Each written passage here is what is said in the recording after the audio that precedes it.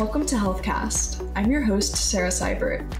GovCIO Media and Research is live here at the 2022 HIMSS conference in Orlando. Throughout this week, we'll be releasing special episodes, catching up with federal leaders at the show across our podcast platforms, including GovCast and Cybercast. All right, today we're joined by Brynn Cole from the Department of Veterans Affairs, who will be discussing one of her projects that she's been working on called Reimagining Veteran Healthcare. So thank you for joining us today, Brynn. Thank you so much for having me. It's a delight.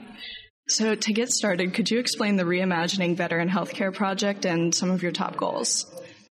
Oh, all right. So Reimagining Veteran Healthcare is a multi-phase human-centered design project that my team started in spring of last year.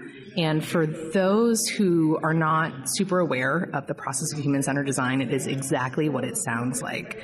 It is designing solutions for people based on what they truly need in a given scenario. So Reimagining Veteran Healthcare is HCD at scale. And what we are really looking at is the fundamental impacts of the pandemic on people's lives, our veterans, our patients, their families, our staff. I mean, I think 2 years ago, almost like to the day, is when everything changed. Right? And if everybody just like stops and thinks about, right, it was going to be 2 weeks, right? And we're gonna like, what was it? Crush the curve or something, 2 weeks, right? And here we are 2 years later.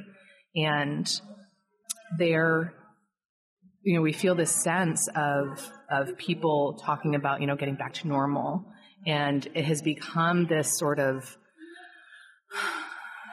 double-edged sword, right? Because we do want a sense of normalcy and safety, and yet there are so many things that changed for the better, arguably, right? Through all of the horrors, the pandemic has really allowed us to accelerate growth in so many areas.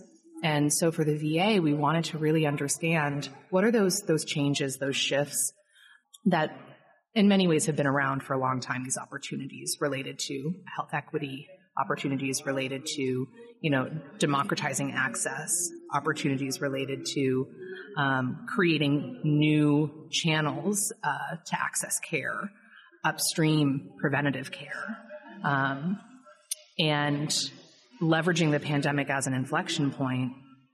How do we propel ourselves forward? What types of changes to people? And when I say people, I truly mean that, not just our patients, but veterans, our citizens at large. We are the federal government too.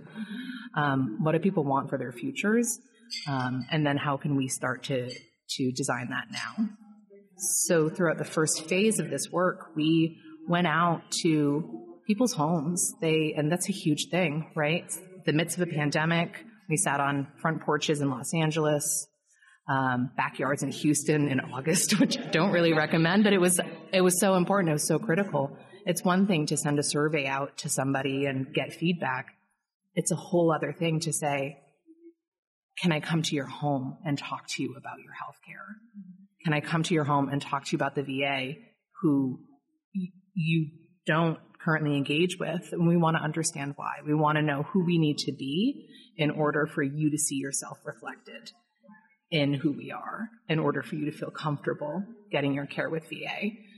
So we really emphasized connecting with veterans who are not engaged with VA, those who are unengaged, disengaged, are from marginalized communities, and then with our employees as well, the burnt out, the overtaxed, the overburdened. And in total, we've interviewed over 250 people. It's been remarkable. And the trust that they have placed in me and my team in allowing us to come and talk with them about these, really, in some cases, deeply private things has been so meaningful. Yeah, that's great to hear. And that's one of the things that you made me thought of, actually, building trust in your healthcare system and provider. Having that face-to-face interaction is essential. So I'd heard you mention HCD at scale, or scaling HCD. So I'd be interested to learn more about how your team is leveraging human-centered design as a foundation to innovation.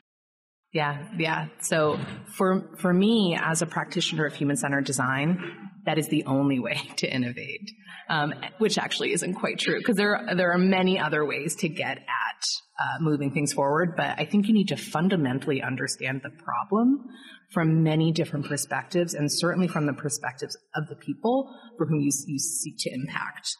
So human-centered design at scale and for VA as a way to solve big, complex problems involves spending a lot of intentional time up front, making sure that you understand the opportunity, that you can see the problem from many different sides. So for us with our VH, right, those 250 people were veterans who were enrolled in VA healthcare, veterans who were not enrolled in VA healthcare, their caregivers, frontline VA employees, from doctors, nurses, janitorial staff, administrators, to our veteran service organizations, like everyone who has a stake in this game, which arguably is almost everyone. VA is deeply personal for a lot of people.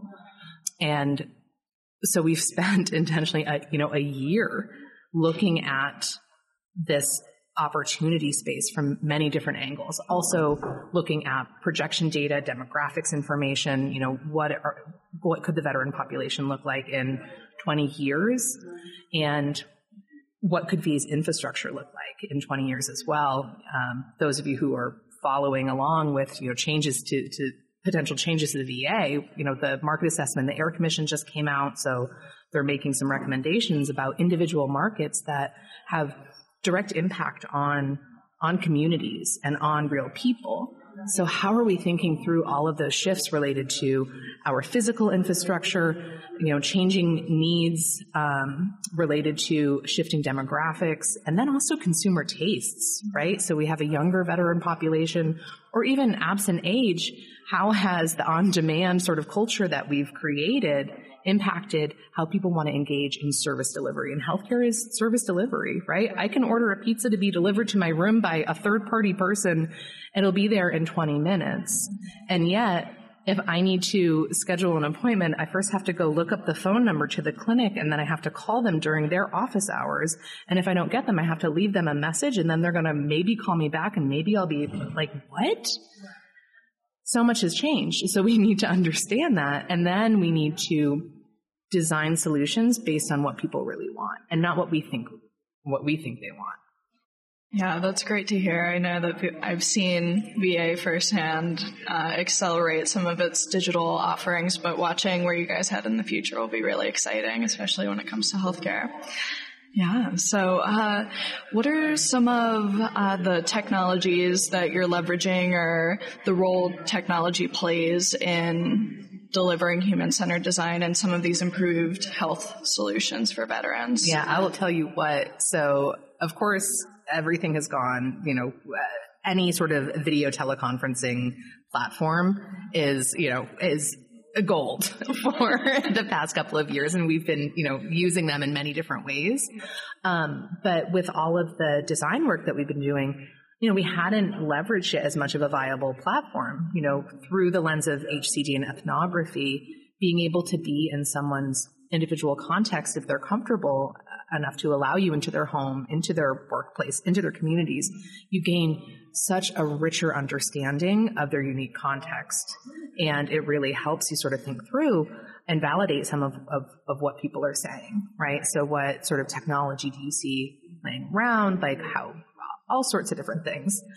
But throughout the pandemic, we were able to use, Zoom, Microsoft Teams, but, whatever a veteran or their caregiver was comfortable with using, then we would make it happen so we could talk with them. So for the actual design and project work that has been instrumental. And of course, to synthesize all of that data. So everything that we take is, qualitative information directly from what people are saying.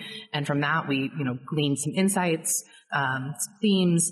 And to do that, we needed, digital whiteboarding solutions as well. So we've been, using lots of different types of tools to help enable all of that. And it's almost running sort of parallel to what we're hearing from our research with people about, technology's role in the future, right? And our patients don't really care what the technology is. And in many, many ways, our staff, they don't either. They need to know that it can enable them to have the type of seamless connection to build the critical relationships that are needed to, push the needle on an individual's health. Yeah.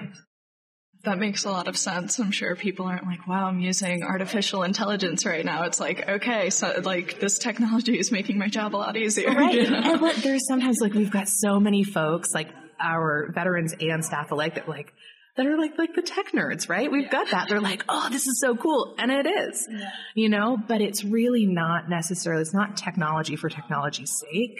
It is, what it can enable us to do. So the VA's burgeoning XR network. So we're using extended reality, virtual reality, like all sorts of different types of XR solutions in really unique ways.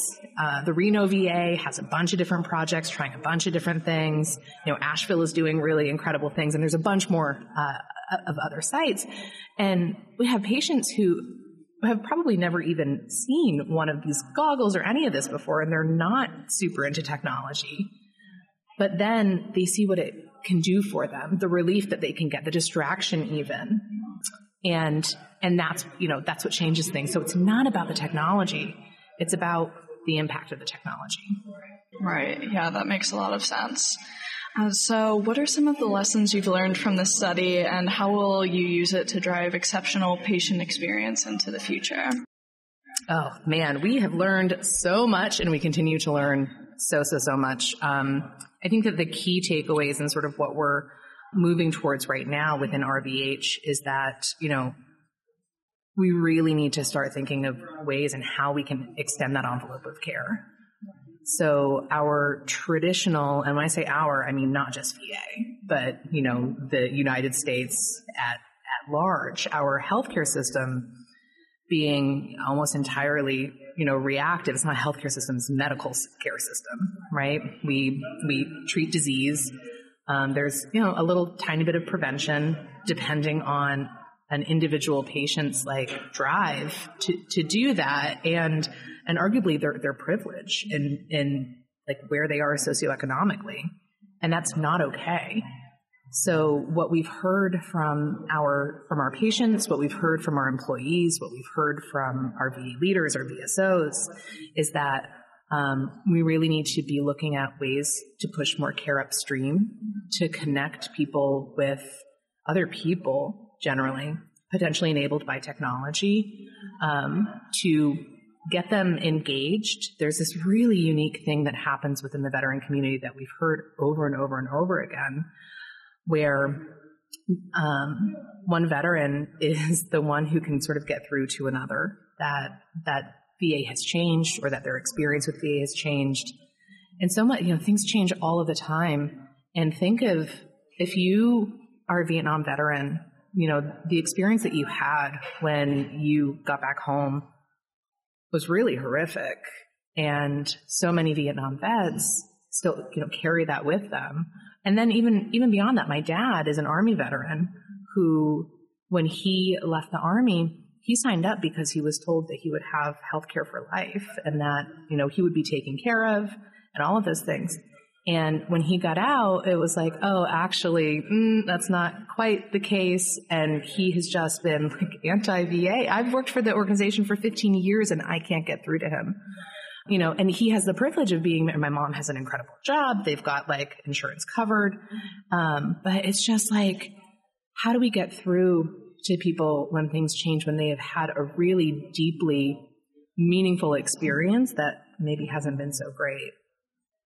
So finding ways to sort of gain inspiration from those serendipitous relationships that happen that truly change people's lives. How do we do that going forward? So we're curious about that. We're also hearing a lot about customer experience for both our veterans, their family members, our employees as well. We're the nation's largest integrated healthcare system that arguably isn't as integrated as it could or should be. So many people, that old adage that just plagues us, you've seen one VA, you've seen one VA. How do we combat that in a way that allows for local site culture, which is so important and so rich and so amazing and innovative, yet provides a seamless experience as people move across the system? Geography is not as meaningful as it once was, right? We have a workforce now that, right, as we're growing up, we have like TikTok. We have to compete with TikTok for employees. Right? Are we thinking about that?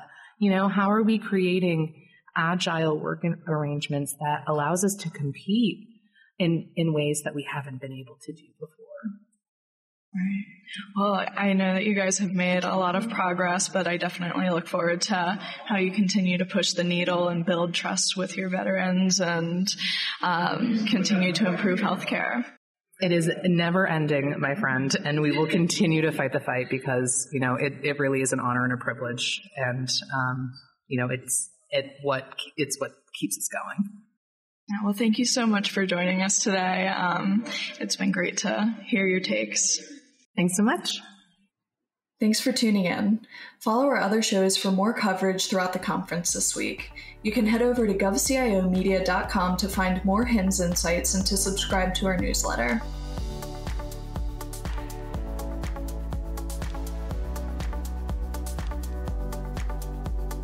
HealthCast, along with GovCast and CyberCast, is a production of GovCIO Media and Research. For more podcasts and to check out the other shows, head to GovCIOmedia.com. Watch out for new episodes released every Tuesday and Wednesday across our shows. You can follow all of them in your favorite podcast platform, and if you like what you heard, make sure to let us know by leaving a review. And if you have any topics you think we should look into, contact us at newsletter@gcio.com.